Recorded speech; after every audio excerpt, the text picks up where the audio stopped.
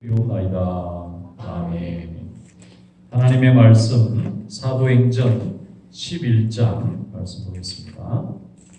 사도행전 11장 저와 한 절씩 교독하겠습니다. 유대에 있는 사도들과 형제들이 이방인들도 하나님의 말씀을 받았다 함을 들었더니 베드로가 예루살렘을 왔을 때 할례자들이 비난하여 이르되 내가 무할례자의 집에 들어가 함께 먹었다 하니 베드로가 그들에게 이 일을 차례로 설명하여 이르되 내가 요바시에서 기도할 때에 화물안 중에 환상을 보니 큰 보자기 같은 그릇이 내 귀에 메어 하늘로부터 내려 내 앞에까지 드리워지거늘 이것을 주목하여 보니 땅에 네 가지 것과 들짐승과 긴 것과 홍태나는 것들이 있는 거라. 또 이 들으니 소리 있어 내게 이르되 베드로야 일어나 잡아먹으라 하거늘 내가 너희에게 주님 그것으로 말이다. 속되거나 깨끗하지 아니한 것은 결코 내 입에 들어간 일이 없나이다 하니 또 하늘로부터 두 번째 소리 있어 내게 이르되 하나님이 깨끗하게 하신 것을 내가 속되다고 하지 말라 하더라. 이름이 세 번 있으니 모든 것이 자신의 걸로 끌려올라가더라. 마침 세 사람이 내가 유숙한 집 앞에 서 있으니 가이사라에서 내게로 보낸 사람이라. 성령에게 일어나서 아무 묻지 말고 함께 가라시네. 이 여성들로 나와 함께 가서 그 사람을 집에 들어가니 그가 우리에게 말하기를 천사가 내 집에 서서 말하되 내가 사람을 요바에 보내어 베드로라 하는 시몬을 청하라.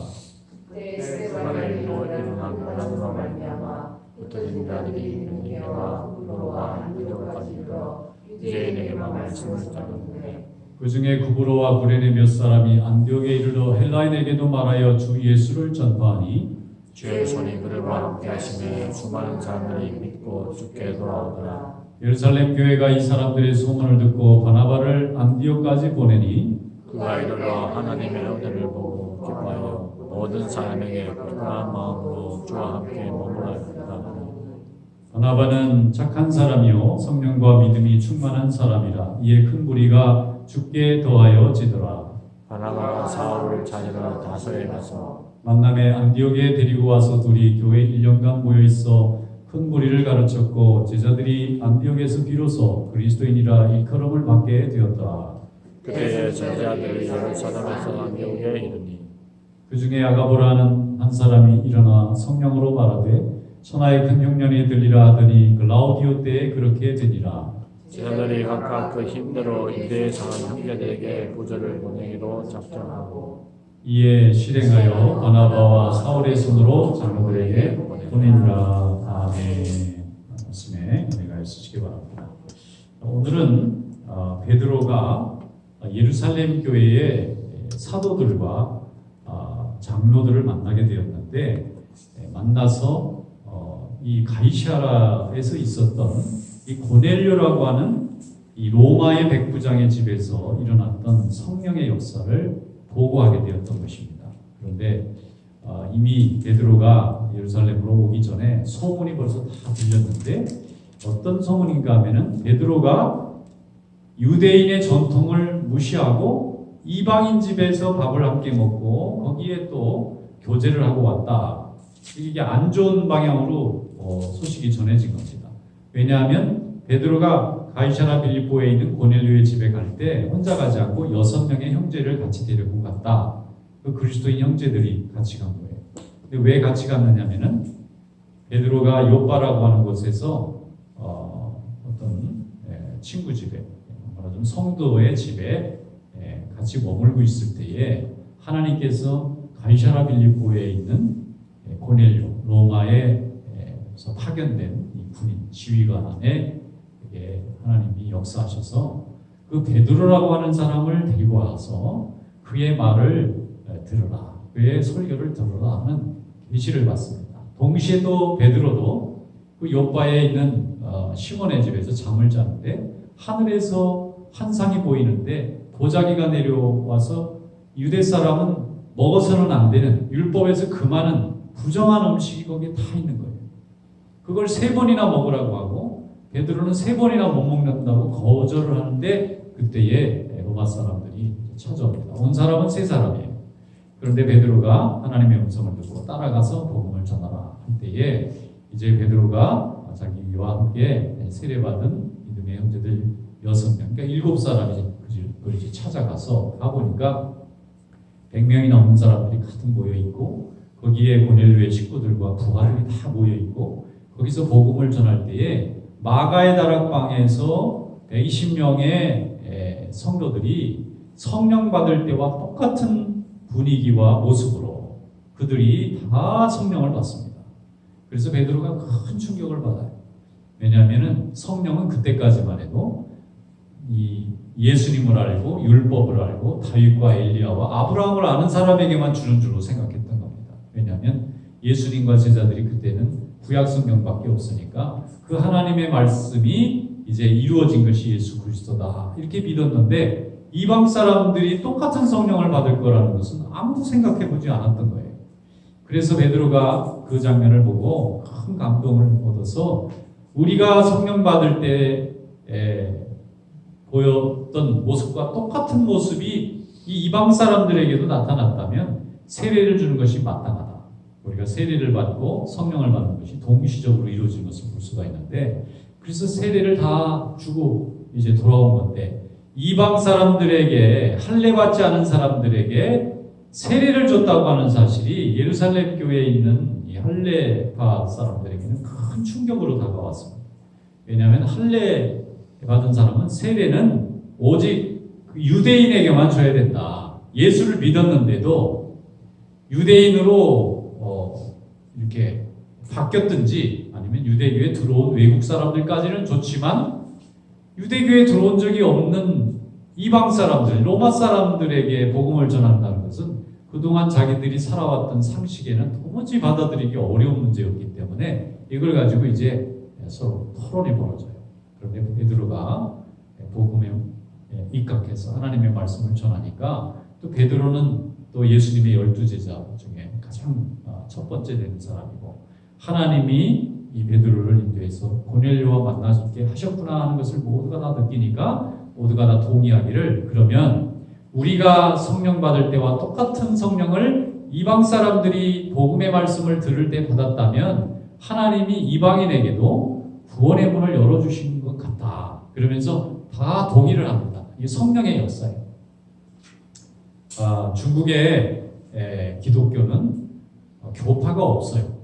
그 사람들은 무슨 교파가 들어가든지 중국 교회 하나 보면 다 통일을 합니다. 그런 특징이 있어요.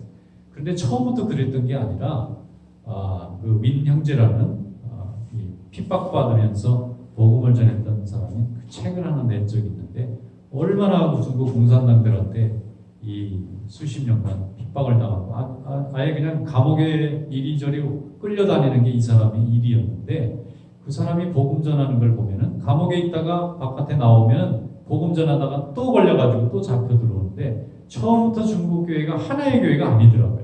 각 교파가 다 있었는데 그들이 한 번은 다 비밀리에 모여가지고 각 교파별로 그냥 교회를 할 건지 아니면 다 통일을 해서 중국 교회라고 하는 교파 없는 하나의 교회를 만들 건지를 상의하러 모였는데 며칠간 서로 합숙을 하면서 마지막에는 서로의 관계가 너무 차이가 많이 나니까 흩어지기로 했다는 거예요. 그런데 갑자기 성령이 감동을 하셔서 전부 다 같이 발을 씻고 또 같이 은혜를 받고 하면서 우리 인간이 가지고 있는 약간의 차이는 하나님의 복음의 말씀에 큰 차이가 아니고 특별히 지금 공산당에게 핍박을 받는 교회에 무슨 교파의 차이가 중요하겠느냐. 예수를 믿고 세례를 받고 또 한 성경을 가지고 있다면 우리 다 하나의 교회로 갑시다. 그래서 하나의 교회로 성령의 역사로 하나 되게 하셔서 지금 이 중국 교회가 이렇게 큰 교회로 성장해 나가면서 또 예배를 드리는 게 지금 하나님이 이렇게 역사하셨다. 그렇게 자기들이 이제 고백을 하는 것을 보게 되었는데 성령의 역사는 막힌 담을 허물고 또 무너진 관계를 회복시키고 또 원수진 사람들을 화해시키는 하나님의 역사가 성령이 주시는 마음입니다. 그래서 이방인과 유대인의 차이를 허물어 놓으신 거예요. 그 전까지는 유대인들이 이방인들을 받아들이지 못했어요. 왜냐하면 이방인들은 로마 사람들이 주로 많고 유대인들은 지금 핍박받는 식민지배 사람들이기 때문에 마음의 여유가 없어요. 유대인들은 늘 상처가 많아요. 자기들이 억울하게 피해를 받았다고 하는 이 피해의식이 너무 강하기 때문에 유대인들에 대해서 힘이 있는 이방인들, 이 로마 사람들에게 늘 머리를 숙여야 되니까 늘 화가 나서 종교적으로만큼은 받아들이고 싶지 않은 거예요. 그래서 이방인들에 대한 종교적인 배타심이 굉장히 강했는데 교회가 그것을 허문 겁니다. 교회 안에 들어온 이방인들은 유대인들과 함께 하나님이 주신 믿음 안에서 한 형제가 된다는 것을 하나님이 알려주신 것입니다. 그 후로 하나님께서 복음이 유대인에게만 갇혀 있다가 점점 이방인에게 옮겨가게 되고, 여기 말씀해 보면 바나바가 바울된 사울을 데리고 안디옥에 가서 복음을 전하게 됐고, 또 복음을 전한 이방 교회들이 원래 모교회였던 예루살렘 교회에 흉년이 났다고 그러니까 그들에게 부조를 걷어서 구제연금을 보내주자 이래가지고 또 그들이 서로 돕기도 하고, 이게 무슨 뜻이냐면은 유대인끼리만 하나님의 교회를 이루고 있었으면 절대로 서로 교류할 수 없을 뻔했던 이런 복음의 역사가 하나님 안에서 함께 이루어지는 것을 보여주고 있는 것입니다. 하나님은 오늘도 우리 성도들이 모든 차이와 벽을 다 넘어서 하나 되는 하나님의 자녀로 하나님이 부르고 계시는 줄로 믿습니다. 우리는 남녀 차이도 있죠. 또 나이 차이도 있죠. 또 여러 가지 차이들이 많습니다. 사람과 사람 사이에는 굉장히 많은 차이와 또 벽이 존재합니다. 그러나 복음 안에서는 그 차이들을 다 뛰어넘을 수 있는 힘이 있어요. 아무리 원수된 자라도 예수 그리스도의 복음으로는 용서하지 못할 자가 없는 것입니다.